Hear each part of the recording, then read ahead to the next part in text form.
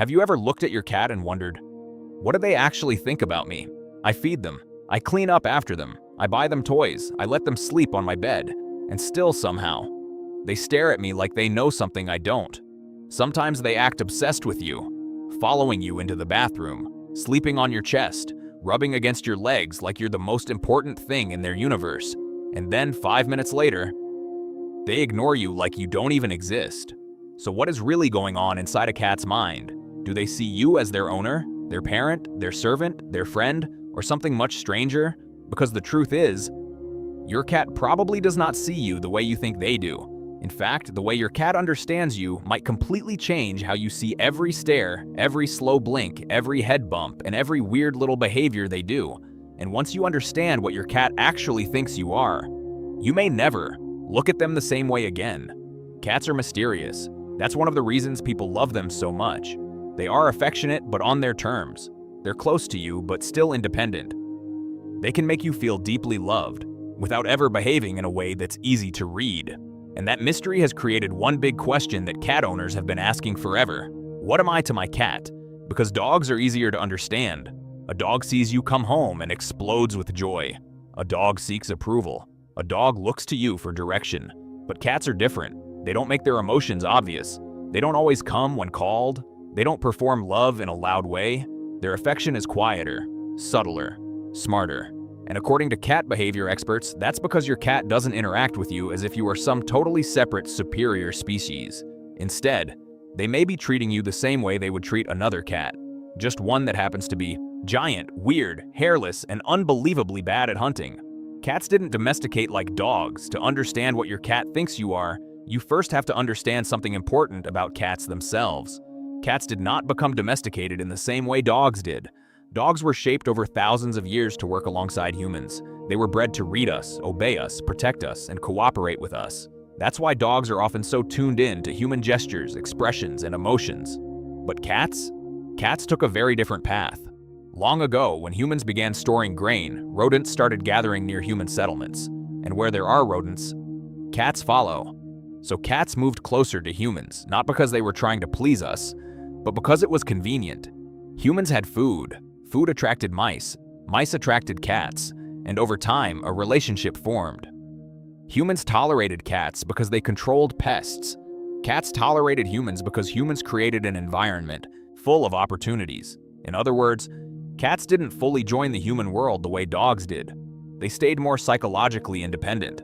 That's why even today, a cat can live in your house, sleep on your pillow, stare into your soul, and still feel like a tiny, wild creature at heart. And that independence is one reason why your cat probably doesn't look at you and think, that is a human being, a completely different species from me. Instead, their brain seems to process you in a more practical, social way. To them, you are simply another creature in their environment, one they have learned to live with, trust, communicate with, and bond to. And because cats rely so heavily on social behaviors they use with other cats, many experts believe your cat treats you like a very unusual member of the cat world. Not exactly a cat, but close enough. You're a giant, strange cat to them. This sounds funny at first. A giant cat? Really? But when you look at the way cats interact socially, it starts to make a lot of sense. Cats communicate through scent, body position, eye contact, proximity, and touch. They don't need complex language. They don't need dramatic gestures. They say almost everything through small signals. So when your cat rubs their face against your hand, that's not random. Cats have scent glands around their face and cheeks. When they rub against you, they're not just showing affection, they're marking you. In cat language, they're saying, you are familiar, you are safe, you are part of my space, you belong with me. That's exactly the kind of thing cats do with other cats they trust. The same is true when they brush against your legs, when they sleep next to you, when they greet you by lifting their tail, when they give you a soft little head bump. These are social behaviors. They're not the actions of an animal that sees you as a stranger. They're the actions of an animal that sees you as part of its inner circle. So no, your cat probably isn't sitting there scientifically classifying you as human. Your cat is dealing with you in a much more emotional and instinctive way. In their mind, you are part of their social world. You are their people. Or maybe more accurately, you are their cat. A weird cat. A giant cat. A slightly confused cat. but still one of theirs. The slow blink means more than you think. Now let's talk about one of the most beautiful signs your cat trusts you: the slow blink. If you've ever looked at your cat and watched them slowly close their eyes at you, then open them again, that is not nothing. That is communication, and it may be one of the clearest ways your cat tells you they feel safe. Think about it from a survival perspective. In the animal world, especially for a small predator-prey animal like a cat, staying alert matters. Closing your eyes means lowering your guard. It means, even for a moment, you are choosing vulnerability.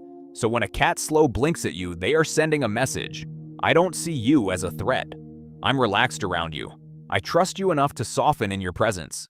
That's huge, because cats do not give trust cheaply. They earn it slowly, they protect it carefully, and when they offer it, it means something. What makes this even more amazing is that if you slow blink back, many cats respond positively. Why? Because for a moment, you are speaking their language. You are not trying to control them. You are not forcing touch. You are not overwhelming them. You are simply meeting them in a calm, respectful, cat-like way. And to a cat, that matters a lot, because cats are deeply sensitive to energy. They notice when you move too fast. They notice when your voice changes. They notice when your body feels tense. So when you return their calm signal with your own calm signal, you create something powerful: mutual understanding. And that may be one of the purest forms of connection a human and cat can share. Why your cat sleeps on you now, let's get into something every cat owner secretly loves. When your cat chooses to sleep on you, your chest, your stomach, your lap, your legs, sometimes even your head. It's cute, it's warm, it's comforting, but it's also deeply meaningful. Because sleep is one of the most vulnerable states an animal can be in. A sleeping cat is not fully aware. Their reaction time is slower. Their defenses are lower. Which means where a cat chooses to sleep says a lot about what they trust. And when your cat chooses you, they are making a statement, not with words, but with instinct. They're saying, this feels safe.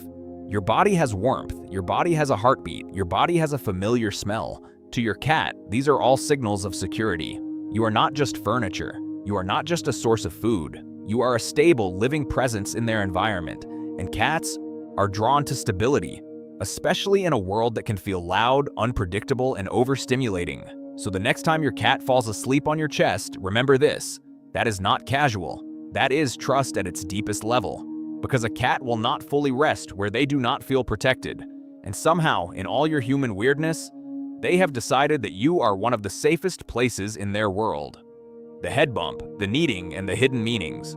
Now, let's talk about some of the little things cats do that people often misunderstand. First, the head bump. When your cat comes up and gently bumps their forehead into you, that behavior is called bunting. It's affectionate, yes, but it's also social bonding. Cats do this with individuals they trust. It mixes scent. It reinforces familiarity. It builds connection. It's their version of saying, you're mine. You're one of us. You matter. Then there's kneading. That strange behavior where your cat presses their paws into a blanket, a pillow, or your chest like they're making bread. It looks silly. It looks random, but kneading goes all the way back to kittenhood. Kittens knead their mother's belly while nursing. So when an adult cat kneads on you, it often reflects comfort, safety, and deep emotional softness. It's one of the clearest signs that your presence activates something ancient and calming in them. You make them feel secure. You make them feel held. You make them feel, in some small emotional way, at home. And then there's purring. People often assume purring always means happiness. And yes, sometimes it absolutely does. But purring is more complex than that. Cats also purr when they are trying to soothe themselves, when they're anxious, when they're recovering, when they want connection. So if your cat curls into you and purrs, that sound may not just be pleasure, it may be regulation. A cat saying, I feel calm here. I want to stay close. This helps me. And when you put all of these behaviors together, the kneading, the head bumping, the purring, the sleeping close, one truth becomes hard to ignore. Your cat is not emotionally distant. They are just emotionally subtle. And once you learn to read those subtle signals, you realize your cat may be showing love all the time, just not in the loud, obvious way humans expect. The gift your cat brings you changes everything. Now let's talk about one of the weirdest and most unforgettable things a cat can do. Bring you a gift. Maybe it's a toy, maybe it's a sock, maybe it's something much more disturbing. And when this happens, most people ask the same question: why? Why would my cat bring me this? Well, one of the most interesting theories comes from how mother cats behave with kittens. In the wild, mother cats bring prey back to their young. At first, the prey is dead. Later, it may be injured but alive. Why? To teach, to feed, to train, to prepare their kittens for life. So when your cat drops something at your feet, one possibility is that they are treating you like a member of their family group, who is honestly not very impressive at hunting. Think about it. You never catch your own food. You open boxes, you shake bags, you press buttons. From your cat's point of view, your survival skills may look deeply questionable. So they step in, not because they hate you, not because they're trying to scare you, but because somewhere in their instinctive mind, you may look like someone who needs help, which is hilarious, but also weirdly touching, because even in that moment, your cat may be expressing care. Twisted, slightly horrifying care, but care nonetheless. Why your cat ignores you sometimes. Of course, if cats really see us as part of their group, there's one obvious question. Then why do they ignore us so much? Why do they walk away when we call them? Why do they stare at us and then pretend we don't exist? Why do they demand affection one moment and vanish the next? The answer is actually very simple. Cats are social, but they are not socially needy in the same way dogs are. Dogs evolved around hierarchy and cooperation. Cats evolved around independence and selective interaction. That means your cat doesn't relate to you like a boss, a commander, or a constant source of approval. They relate to you more like an equal presence, someone they can approach when they want closeness, and leave when they want space. And to be honest, that's part of what makes feline trust so special. Because when a cat chooses you, it feels earned. It doesn't feel automatic. Their love is not loud. Their loyalty is not performative. It is quiet, intentional, and deeply real. So when your cat ignores you, it doesn't always mean they don't care. Sometimes it just means they're being exactly what they are, a cat, self-contained, sensitive, independent, and still, somehow, emotionally attached to you in ways they may never fully show. So what does your cat actually think you are? Maybe not a human in the way humans define it. Maybe not an owner in the emotional way we imagine, but something stranger, something more beautiful. To your cat, you may be a giant, unusual, slightly incompetent cat who somehow became part of their world, a being they rub against, a being they sleep beside, a being they mark with scent, a being they slow blink at, a being they trust. And in the secret emotional language of cats, that means everything, because cats do not hand out trust freely. They don't fake comfort. They don't pretend safety. They don't soften unless something in them has decided, yes, this one is mine. This one belongs in my space. This one is home. So the next time your cat stares at you from across the room, don't just wonder what they're thinking. Remember that in their strange little feline mind, you are not just some random creature. You are part of their life, part of their territory, part of their emotional map of safety. And maybe, just maybe, that is one of the highest compliments a cat can give. If you enjoyed this video, subscribe for more deep animal psychology and pet behavior content. And in the comments, tell me this: what is the weirdest thing your cat has ever done that suddenly makes more sense now?